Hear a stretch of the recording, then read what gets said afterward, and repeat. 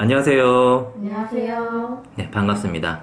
자, 오늘은 피부질환 관련돼서 첫 번째 주제로 어떤 부분을 말씀드릴까 하고 선택을 했는데, 보습제를 먼저 선택을 했어요. 여러분들 많이 쓰시는 제품들이 보습제고, 어린아이들부터 이제 노인분들까지 전체적으로 다 골고루 쓰시는 제품들이기 때문에 보습제를 선택을 했습니다. 사실 보습제가 쓰인 지는 얼마 안 돼요. 뭐 조선시대까지만 하더라도 사실 뭐 많이 쓰는 스킨 로션 이런 게 없었잖아요. 쓰인 지는 얼마 안 됩니다. 근데 쓰인 지는 얼마 안 되는데 아토피라든지 아니면 기타 다른 피부 질환 같은 것들이 생겨난 지도 얼마 안 돼요. 신기하죠? 보습제를 사용하기 시작한 지가 얼마 안 됐는데 아토피나 피부 질환 같은 것들이 생겨난 지가 또 얼마 안 됐다. 분명히 연관성이 있어 보이기도 하는데 오늘 그 부분을 좀 파헤쳐 볼까 합니다. 자, 보습제 세안하고 많이 쓰시잖아요. 그쵸? 네. 네. 하는 역할은 뭐죠? 피부를 건조하지 않게끔 만들어주는 역할을 합니다. 네. 왜 피부가 건조할까요?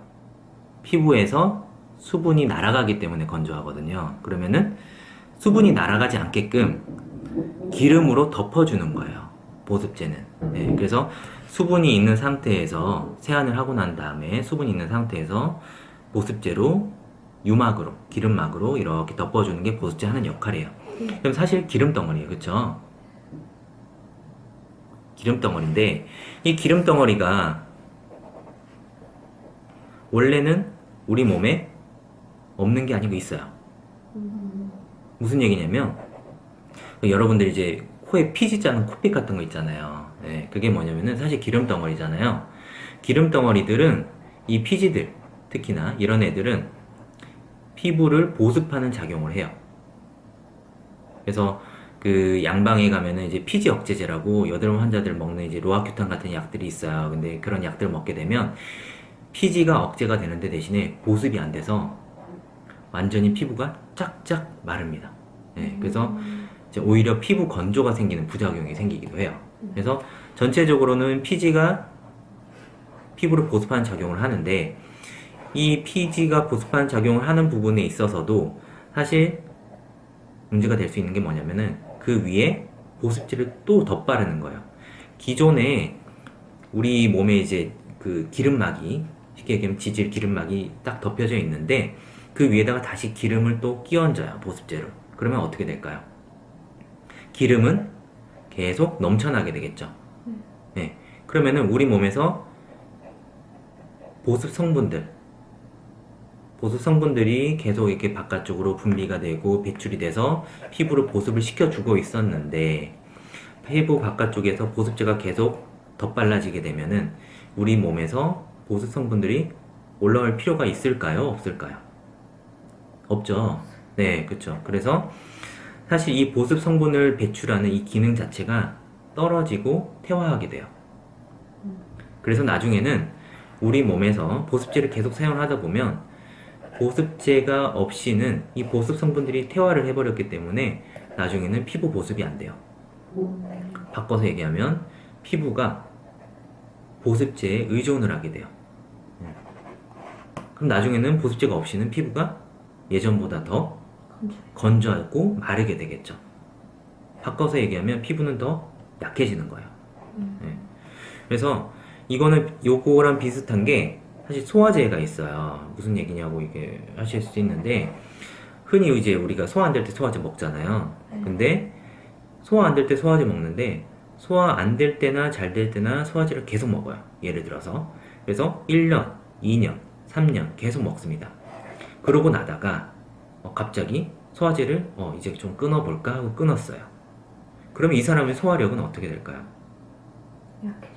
약해지고 예전보다 더 떨어지게 되겠죠. 이거랑 피부랑 똑같아요. 네.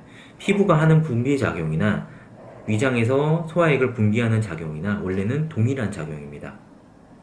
그래서 현실적으로는 피부가 건조하지 않은 상태에서 보습제를 계속 덧바르는 거는 피부를 오히려 건조하고 약하게 만드는 거예요. 그래서 요즘 이제 어머님들이 보면은 아토피가 걱정이 돼서 보습제를 뭐 두 번, 세 번씩 덧바르고 계속 피부에 대해서 과잉 보호를 한다. 바꿔서 얘기하면 피부를 더 약하게 만들어주는 거랑 똑같다 보면 돼요. 네. 아이들 과잉보호하면 나중에 탈선하거나 잘 못 자라게 되죠. 나무가 너무 이쁘다고 그 새싹이 너무 이쁘다고 물 많이 주거나 영양분 많이 주면 어떻게 되나요? 네, 죽어버리죠. 마찬가지예요. 피부가 이쁘게 보호하고 유지해 주려면은 적당한 정도의 지질 성분들만 있어야 돼요. 과하게 있어 버리면 오히려 피부가 약해지게 됩니다. 결국에는 지속적으로 보습제를 쓰는 거는 나쁜 거죠. 예. 근데 그러면 보습제는 언제 쓸 거냐? 피부가 정말로 건조할 때 쓰면 돼요.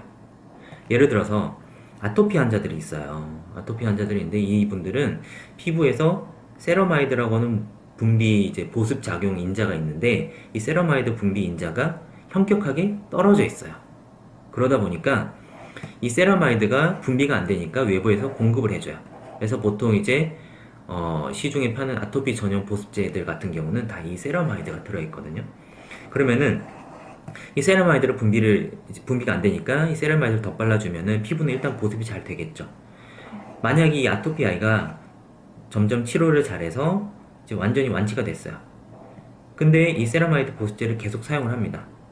그러면은 스스로가 세라마이드 분비를 할 수 있는데도 불구하고 계속 덧발리게 되니까 또 분비 기능이 떨어지게 되겠죠. 네. 그래서 나중에는 아토피 환자들이 다 좋아졌을 때 이 아토피 전용 보습제는 끊어야 돼요.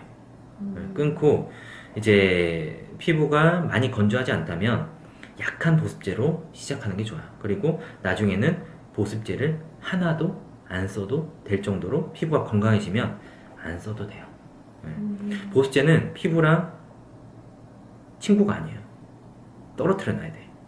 그래서 결과적으로는 보습제를 가까이 하는 건 좋지는 않다. 그럼 보습제는 언제 쓸 거냐? 언제 써야 될까요?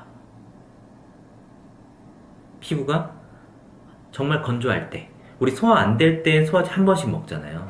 그것처럼 피부가 정말로 건조한 일이 있을 거예요. 그럴 때는 한 번씩 쓸 수가 있죠. 근데 대신에 피부가 건조하지 않다고 하면은, 그러면은 쓸 필요가 전혀 없겠죠. 그래서 한 번씩만 사용하는 것이, 소화제처럼 한 번씩만 사용하는 것이 피부 보습제의 목적이다. 그렇게 좀 보면 될 것 같아요. 이해는 잘 가세요? 네. 오늘 이제 보습제에 관련돼서 말씀을 드렸는데 얘기가 좀 길었어요. 근데 좀 이해가 좀 쉽게 되셨을지는 모르겠는데 일단 궁금하신 부분이 있으시면 이제 뭐 아래 이제 댓글이나 이런 부분 남겨주시면 저희가 참고해서 답변 드리도록 하겠습니다. 네, 오늘 강의 듣느라 고생 많으셨습니다. 감사합니다.